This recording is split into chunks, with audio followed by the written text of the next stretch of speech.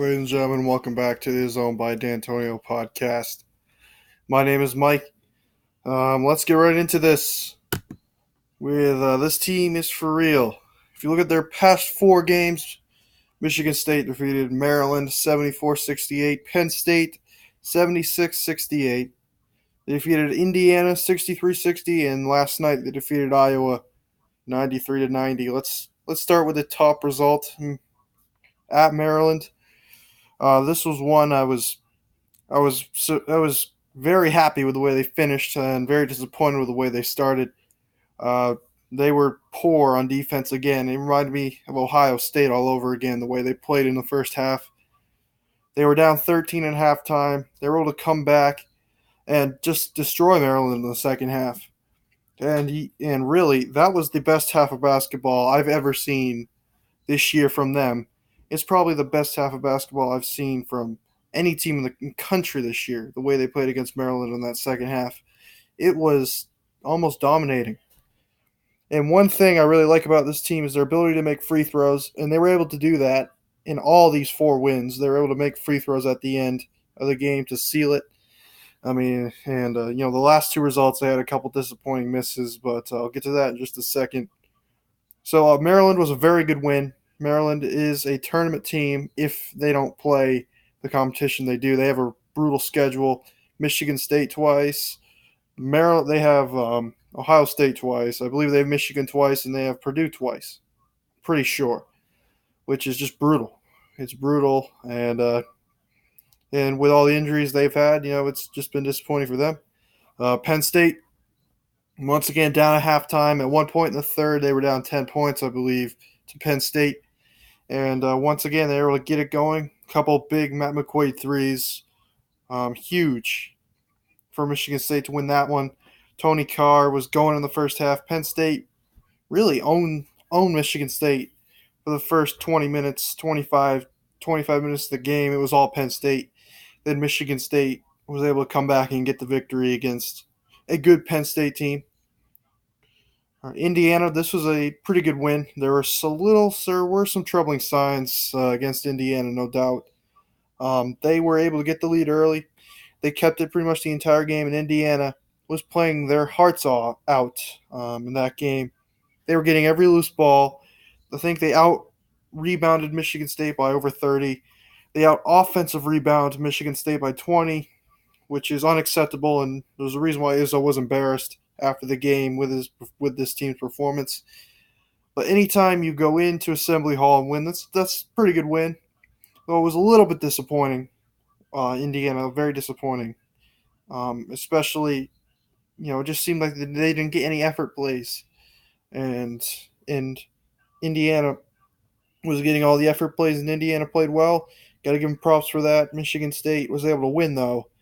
And you got to win these types of games if you're Michigan State, and they were able to do it.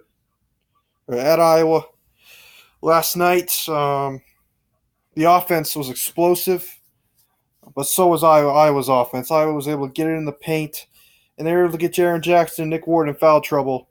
And those are your best two defenders down low. You can't really lose both of them. All right, Gavin Schilling, he started in the Final Four, but he's not Jaren Jackson. He's not Nick Ward defensively, and he's definitely not those two offensively either. And once Jaren Jackson went out of the game, Iowa went on their runs. But listen, free throws at the end were huge to win the game. Making some big shots down the stretch. That is exactly what Michigan State had to do to win that game. So listen, these last four games, none of them have been easy. They've been down in all four of these games, and they're able to come back and win. Very good performances. Couple bad ones in there, but to win all four of those games, very, very good sign. Especially early in the season, where we wondered if Michigan State could win any close games, and there you go, 4 straight close games that Michigan State was able to win. So very good sign for Michigan State for later in the season. Now, let's talk about Jaren Jackson for just a second. Is he the best player in the country right now? I mean, he is just an absolute freak of nature. He averages 20 minutes a game, gets about 10 points, which, if you get that to a per 36 stat, maybe 16, 17 points a game if he played a lot more minutes. Fortunately, he does get in foul trouble a lot, so that really hurts him a bit.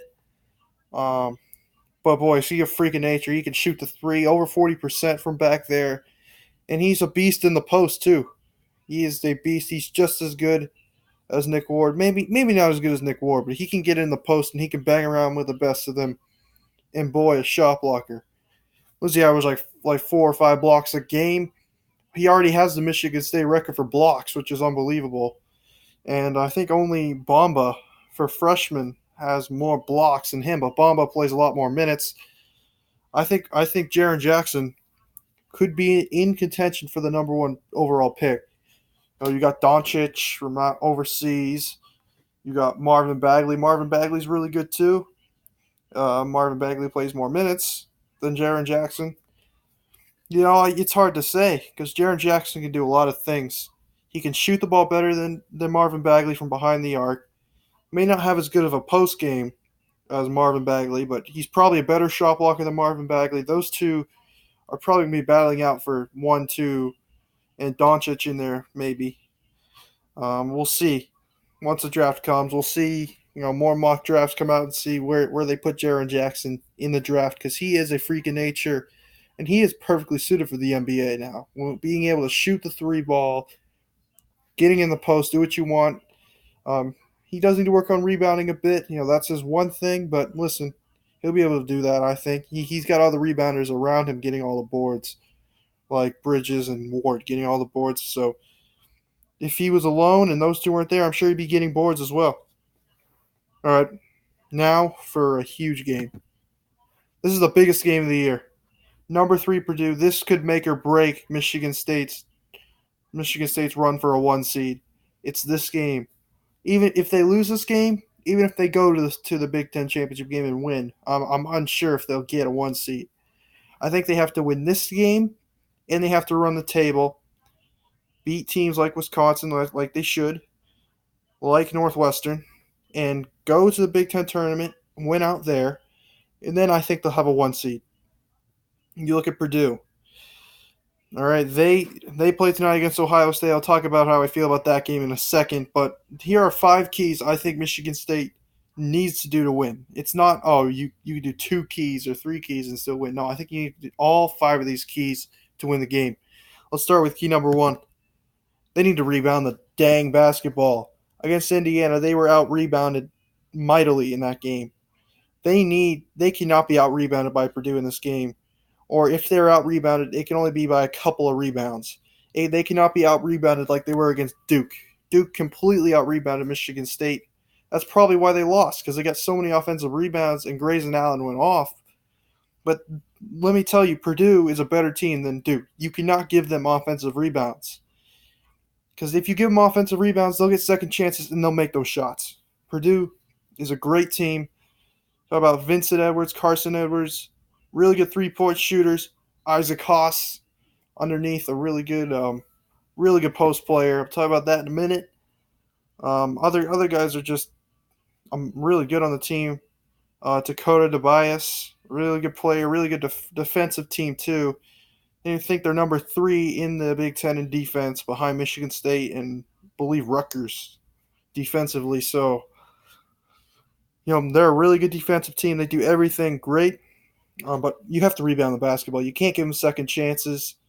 And offensive rebounding, I need other people down there to get offensive rebounds if they want a chance to win. And the game is at home, which gives them more of a chance. Jaren Jackson and Nick Ward must stay out of foul trouble. This is what killed them against Iowa. Gavin Schilling is a really good player. He might start on 12 other Big Ten teams. But let me tell you this. Jaren Jackson and Nick Ward. Nick Ward's probably going to be guarding Isaac Haas straight on, with Jaren Jackson coming for the help side to maybe get a block on him or two. They need to be able to slow down Isaac Haas. I'm not sure if Gavin Schilling, Kenny Goins, Xavier Tillman are going to be able to do that. These two need to stay out of foul trouble. They need to stay out of foul trouble. This is perhaps the biggest key. These two need to stay out of foul trouble Saw against Iowa. Both of them got quick fouls. Once they went out of the game, this team is pretty different. It feels different. The other team's getting offensive rebounds. They're scoring in the post with Cook, and Michigan State just doesn't seem like the same team as they were. Right? They cannot. Jaren Jackson must stay in himself. He cannot get dumb fouls because stopping Isaac Haas is crucial in this game. Everything starts with Isaac Haas and it goes out from there. So stopping Isaac Haas is crucial. If you can stop Isaac Haas one-on-one, even better. I'm not sure if they'll be able to do that, but these two must stay out of foul trouble. Your best two defenders in the post need to stay out of foul trouble. Let's go to key number 3. They cannot turn the ball over. This is a huge key. Turn the ball over 20 times against Illinois, 18 times against Duke in the regular season. And they've done a better job over the past couple of games of not turning the ball over, which is a good thing. I think Cassius has been a lot more careful with the basketball. Same with Miles. Miles has turned it over a bit, but listen, this is a big key. They cannot give Purdue more chances than they have, or Purdue will take advantage of those chances and win. It's that simple. Michigan State must not turn the ball over more than 10 times in this game, or else things could get ugly. Purdue could get fast break points with Vincent and Carson Edwards. This can't happen. All right, key number 4. Get Nick Ward and Jaren Jackson going on the post, all right? Especially Nick Ward and also Jaren Jackson, too. Nick Ward is a money post player, and I'm sure Isaac Haas will be on there. Isaac Haas is not a great defender. You can get into Isaac Haas. He's not a great shot blocker. Now, once Purdue's backup center, I forgot his name, comes off the bench, he's a really good shot blocker, really good defender. Isaac Haas isn't the best defender in the Big Ten. You can get after him, get some post plays on him. So Nick Ward needs to be able to stay out of foul trouble, get in the paint. They got to be able to feed him. They have to feed Nick Ward, and they have to feed Jaren Jackson. I want to see Jaren Jackson on the post. He's a really good post player. We'll see what Tom Izzo comes up with, but I think either of these two need to be on the post. They need to be fed often, and they must be able to make those post shots, which I know they can. But they have to do this to win this game. Key number 5, they must get out to a fast start. They cannot pull another Maryland to get down by 13 at halftime because Purdue's going to close it out. They must get out to a fast start. This has to be like the past couple of games where they've been getting out to leads at halftime. They cannot be down by a lot early.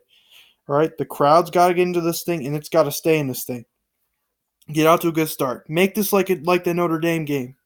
I know Notre Dame's not a great team now, but they were a great team back then, and they got out to just a great start against Notre Dame, and I do think that they have to do that if they want a chance to win.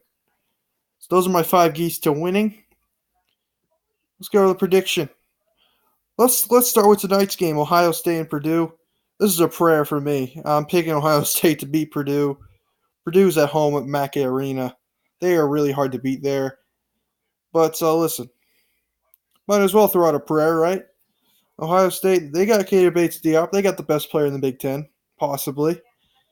They got Andrew Dockich coming off the bench. They got Wessons, the Wesson twins. Man, they're good players.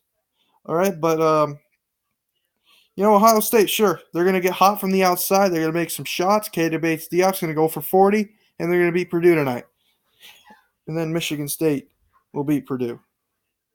So that'll be it. I think Michigan State will get these 5 keys and beat Purdue. So thank you for watching.